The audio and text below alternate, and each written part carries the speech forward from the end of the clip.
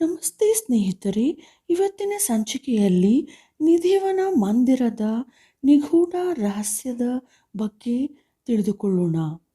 ನಿಧಿವನ ಎಂಬುದು ಶ್ರೀಕೃಷ್ಣನ ಪವಿತ್ರ ಜನ್ಮಸ್ಥಳದಲ್ಲಿ ಅಂದರೆ ಬೃಂದಾವನದಲ್ಲಿ ಇರುವ ಒಂದು ದೇವಾಲಯ. ಈ ದೇವಾಲಯದ ಬಗ್ಗೆ ಒಂದು ನಿಗೂಢ ಅಥವಾ ಪವಾಡದ ಸಂಗತಿಯು ಪ್ರಚಲಿತವಾಗಿದೆ. ಶ್ರೀಕೃಷ್ಣನು ಪ್ರತಿ ರಾತ್ರಿಯೂ ನಿಧಿವನಕ್ಕೆ ಭೇಟಿ ನೀಡುತ್ತಾನೆ ಎಂದು ಹೇಳಲಾಗುತ್ತದೆ. ಅಷ್ಟೇ ಅಲ್ಲ, ಪ್ರತಿ ರಾತ್ರಿ ಇಲ್ಲಿ ಶ್ರೀಕೃಷ್ಣನು ರಾಸಲೀಲೆಯಲ್ಲಿ ಮುಳುಗಿರುತ್ತಾನೆ ಎಂಬ ವದಂತಿ ಇದೆ. ಇದನ್ನು ಶ್ರೀಕೃಷ್ಣನ ನಿಜವಾದ ವಾಸಸ್ಥಾನವನ್ನು ಹೊಂದಿರುವ ದೇಶದ ಅತ್ಯಂತ ಪವಿತ್ರ ಸ್ಥಳವೆಂದು ಪರಿಗಣಿಸಲಾಗಿದೆ. ಇಂತಹ ಊಹಾಪೋಹಗಳು ನಮ್ಮನ್ನು ಒಂದು ನಿಗೂಢ ಲೋಕಕ್ಕೆ ಕರೆದೊಯ್ಯುತ್ತವೆ ಎನ್ನುವುದರಲ್ಲಿ ಸಂಶಯವಿಲ್ಲ. ಬೆಂಕಿ ಇಲ್ಲದೆ ಹೊಗೆ ಆಡುವುದಿಲ್ಲ ಎನ್ನುತ್ತಾರಲ್ಲ, ಎಲ್ಲರಿಗೂ ತಿಳಿದಿಲ್ಲದ ಈ ರಹಸ್ಯಕ್ಕೆ ಕೆಲವು ಮೂಲ ಪುರಾವೆಗಳಿವೆ. ಸಂಜೆಯ ಆರತಿಯ ನಂತರ ಯಾವುದೇ ಪುರೋಹಿತರು ಅಥವಾ ಭಕ್ತರು ಆವರಣಕ್ಕೆ ಕಾಲಿಡಲು ಅನುಮತಿ ನೀಡಲಾಗುವುದಿಲ್ಲ. ಆದರೂ ಎಲ್ಲ ಸಂಗತಿಗಳು ನಮಗೆ ತಿಳಿಸಲಾಗುತ್ತದೆ ಎಂದು ಹೇಳಲೂ ಆಗುವುದಿಲ್ಲ. ಸಂಜೆ 7 ಗಂಟೆಯ ನಂತರ ಯಾವುದೇ ಪ್ರಾಣಿ ಅಥವಾ ಪಕ್ಷಿಗಳು ಕೂಡ ಗೋಚರಿಸುವುದಿಲ್ಲ, ಏಕೆಂದರೆ ಅವು ಆ ಪ್ರದೇಶದಿಂದ ಓಡಿ ಹೋಗುತ್ತವೆ ಎಂದು ಹೇಳಲಾಗುತ್ತದೆ. ಇದಷ್ಟೇ ಅಲ್ಲ, ನಿಧಿವನದಲ್ಲಿ ವಿಶಿಷ್ಟವಾದ ಪರಿಸರವಿದೆ.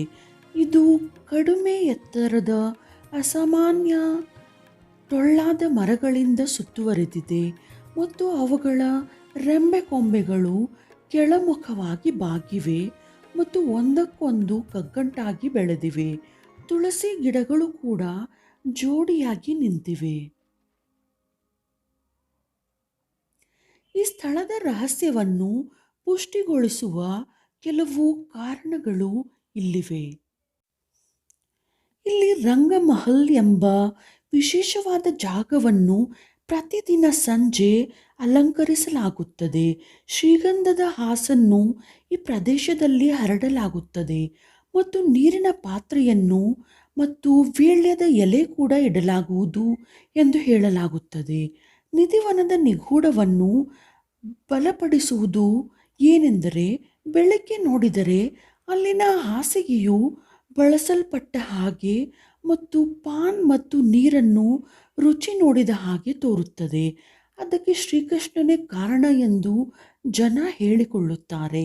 ರಾಧಾ ಮತ್ತು ಕೃಷ್ಣ ತಮ್ಮ ರಾಸಲೀಲೆಯ ನಂತರ ಸ್ವಾದಿಸಲು ರಂಗಮಹಲ್ನಾದ್ಯಂತ ಭಕ್ಷ್ಯ ಅರ್ಪಣೆಗಳನ್ನು ಹರಡಲಾಗುತ್ತದೆ. ರಾತ್ರಿ 7 ಗಂಟೆಯ ನಂತರ ಎಲ್ಲ ಬಾಗಿಲುಗಳು ಮತ್ತು ಕಿಟಕಿಗಳನ್ನು ಮುಚ್ಚಿರುವುದರಿಂದ ಈ ನಿಗೂಢ ಸಂಗತಿಗಳು ನಡೆಯುವುದು ಸಾಧ್ಯವೆಂದು ಚದುರಿದ ವಸ್ತುಗಳು ಹೇಳುತ್ತವೆ.